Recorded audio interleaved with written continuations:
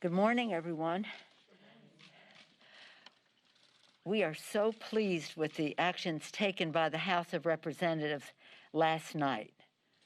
Last night, we made just a giant step for democracy. Some of you heard us talk about it on the steps of the Capitol, led by John Sarbanes and Zoe Lofgren, who are the masters of putting H.R. 1 together, and also other members speaking, including Terry Sewell, who is the author of H.R. 4, the Voting Rights Act. We waved flags in honor of our democracy, as this legislation is there to protect the right to vote, to remove obstacles of participation. H.R. 1, for the people. For the people, the first 300 pages were written by John Lewis to remove voter suppression tactics from our political system. Some of the rest of it was written to protect the integrity of our electoral system, the physical infrastructure of our elections.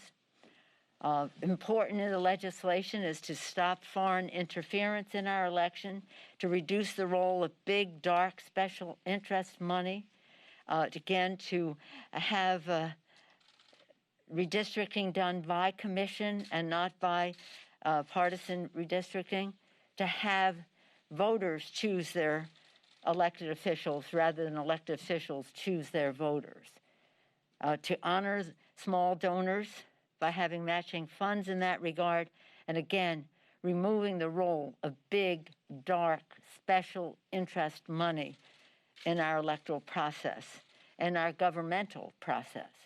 What's exciting about it is that it restores confidence that people have that their vote and their voice is as important as anyone's. That yes, we can address the climate crisis if big, dark, special interest money is not suffocating the airwaves with misinformation about how we protect the planet. That we, yes, can have background checks passed in the whole Congress of the United States to protect our children if big, dark, special interest gun lobbying money is not suffocating the airways. And yes, we can have lower cost of prescription drugs. The list goes on and on. We can build back better for the people in every zip code, as we said in our caucus yesterday. Build back better for the people, advancing justice, opportunity, and prosperity in every zip code. Also last night, we pulled forward the bill that we were going to bring to the floor this morning for a vote. We had a short schedule today because the Republicans are going to their issues conference. We had ours virtually here, but they're going to theirs. So this was only going to be the votes in the morning on that one bill, the debate and votes on that bill. And we decided to do that last night, and that was the George Floyd Justice in Policing Act.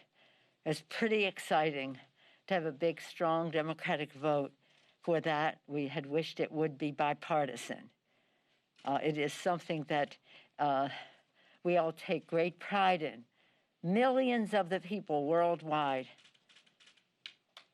marched, came out, peacefully demonstrated, just said enough when they saw George Floyd lynched before their very eyes for 8 minutes and 46 seconds.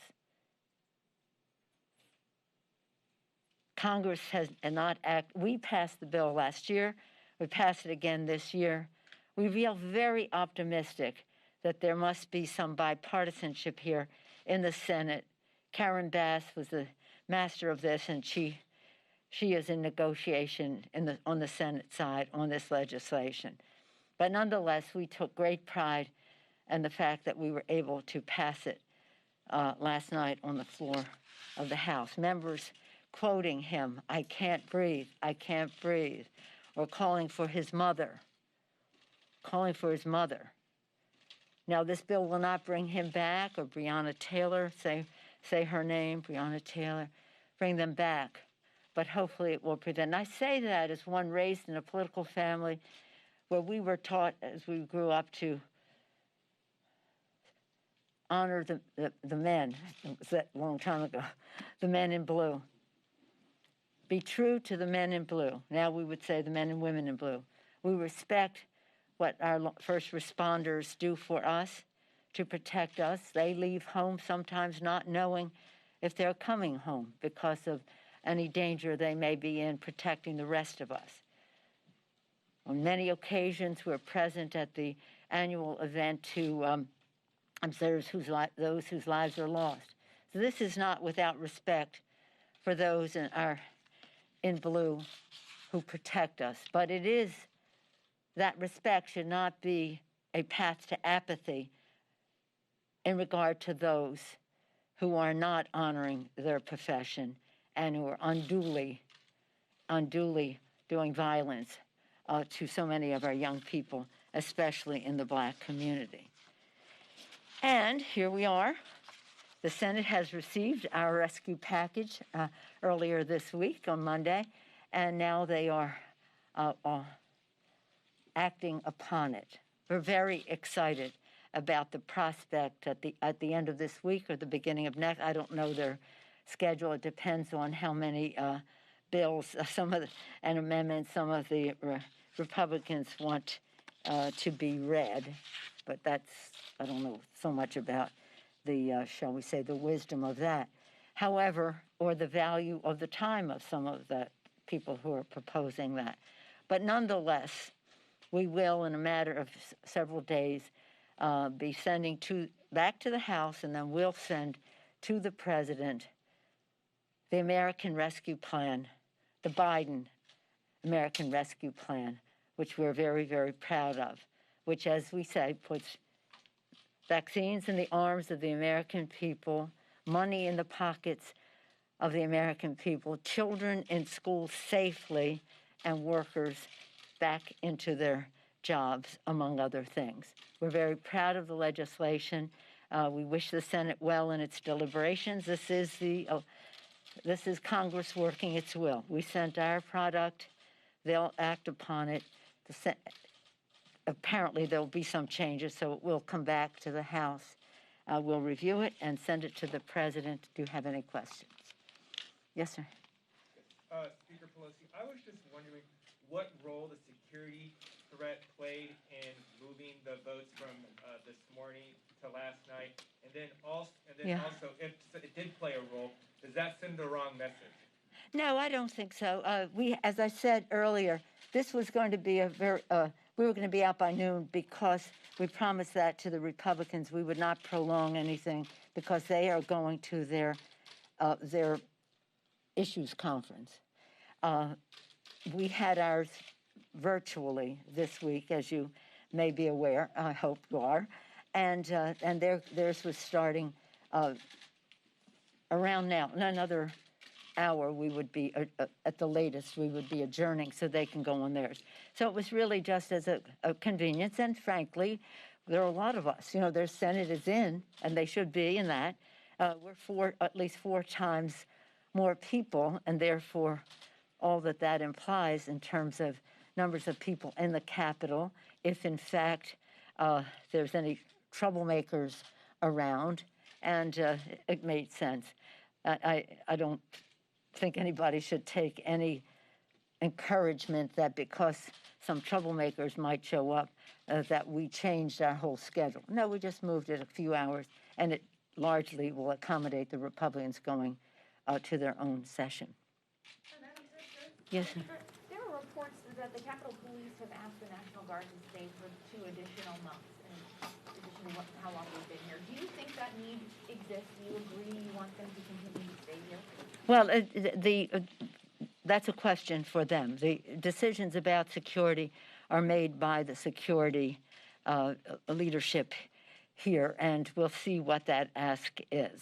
Right now, we have some drafts that have been put together, a draft that has been put together by General Honore. He's briefing all the leadership of committees in a bipartisan way, leadership of the Congress, and hopefully next week we'll have a presentation we'll be able to have presentations to the fuller membership. The issue about the National Guard is one that will be made by the Capitol Police and the Police Board and the rest, but I'm not in a position to respond to that. But we should have them here as long as they are needed. And the silliness of this being Inauguration Day and that in May the president will be inaugurated falls into the realm of let's not waste our time on it. But in terms of that, what we need, we have to have what we need when we need it and in the numbers of that we need it. But that's a security decision. Yes, yes, ma'am. Thank you, Madam Speaker. About the rescue plan, critics, including Senator Mitch McConnell this week, said the expansion of Obamacare insurance subsidies will disproportionately benefit wealthier people. And they argue that the rescue plan could give subsidies to households making $300,000 or more, and also discourages people from going to work. Are you talking about the Affordable Care Act? Yes, extension in the rescue plan. No, this is a 2-year extension of an improvement on the Affordable Care Act, so that the subsidies would be available to the next tier of income people. It's not about wealth. If they want to talk about wealth, they should look at their own tax scam that they passed in the dark of night and the speed of light that gave 83% of the benefits to the top 1%, forcing nearly $2 trillion of debt on our children to pay in the future in order to give tax breaks to the high end. They ought not to be complaining about some people making a little more money getting a subsidy. Yes, sir, back there. You mentioned the Senate staying possibly late because of amendment reading on the rescue plan. Late? I don't know if I said late. I mean, you mean late at night? Yeah. Oh, I don't know how late to say. I don't know anything about their schedule. Anyway, Staying longer, yeah. Right, staying longer. I apologize. At the beginning of the year, there was also a kerfuffle over the organizing resolution. There are still nominations that are making their way through the process. I'm wondering, do you think that Republicans are intentionally trying to delay as much action on Democratic priorities as possible because they think that you guys will lose the House next year? I don't know. You'd have to ask the Republicans about that. It would be curious to think that the Republicans in the Senate are enthusiastic about reading the bills and all the amendments. And in fact, the characterization of what happened on January 6th, which was posed by that very same senator who wants to read all of that. So I can't speak to their motivation. You have to ask them. Madam Speaker. Yes. Madam Speaker. Yes. With respect to the. Thank you, Madam Speaker. There are some bipartisan talks about another war powers resolution, and I was wondering if there's any discussion within the caucus, and would they have your support? Well, we did, in the committees of jurisdiction, of course, there's always talk about the AUMF. That's an ongoing conversation that we have had, and of course that relates to the war powers resolution. But as a caucus, we spent the last few days on our economic agenda for how we go forward, also how we respect people in our communities, in terms of communities of color, immigrant communities, and the rest. So it was more of a domestic. We did have Anthony Blinken, the Secretary of State, speak about some national security issues. He was fabulous. It was a beautiful, values-based, visionary presentation. But in terms of the committees of jurisdiction, that would be the Armed Services Committee, others on the Appropriations Committee that apply to that. Yeah, I'm sure we'll be having those conversations. Yeah. Yes, ma'am.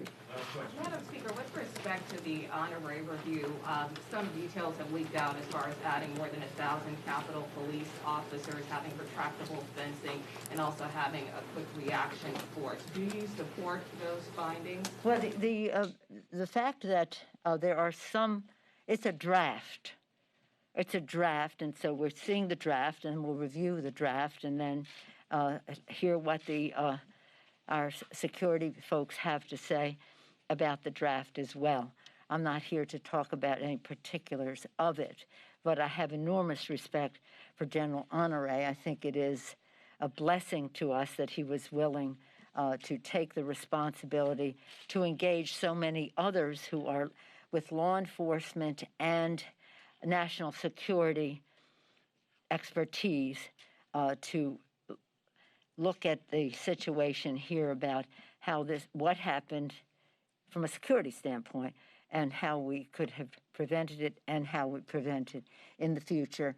Perhaps next week we will be presenting to the fuller body and at some point have decisions made about what is feasible. It will have to have a supplemental. It's going to take more money to protect the Capitol in a way that enables people to come here, children to come and see our democracy in action, all of you to cover what happens here safely, members to be comfortable that they are safe when they are here, and not be concerned about what happened last time. But that just doesn't have a place in a democracy. And that's why today, again, it has not impeded us because we only had a small agenda for this morning, big in terms of George Floyd bill, but the rule had been passed earlier in the week, so it was just the hour of debate and then the vote on the bill, which we could easily accommodate last night. But between COVID, where we need to have vaccinations more broadly in the Capitol so that many more people can come here and do their jobs, and the threat of all the president's men out there, we have to ensure with our security that we are safe enough to do our job, but not impeding. I mean, I live in San Francisco, so people said, well, if you want to be totally protected from earthquakes, you just live in an iron igloo, and then you're completely safe. Well, who wants to do that? So how do we make the judgments of what is needed to protect ourselves from what has been described by the director of the FBI as domestic terrorist? How we protect ourselves against that makes COVID look almost doable because it is just a matter of money and vaccine, et cetera. So in any event, we're ready for the task. We have expert guidance and intellectual resources available to us, and we will make decisions and prioritize. It's about prioritizing how we go forward. But it's going to be a great day as the Senate proceeds with the legislation. We're thrilled with what we were able to accomplish last night, and it'll be a cause for celebration when we pass the rescue package, and at the same time, we are already moving forward with the recovery package. So it's an exciting time. I hope you felt safe coming in today. We're way ahead of where we were last time because we have fences and we have National Guard and the rest. But nonetheless, we don't want to have all of that. We want to have our Capitol be respected by everyone in our country, so that, as Lincoln did during the Civil War, he said, we're going to build the dome so that people know that we are proceeding. And that's really what our spirit is. Thank you all very much.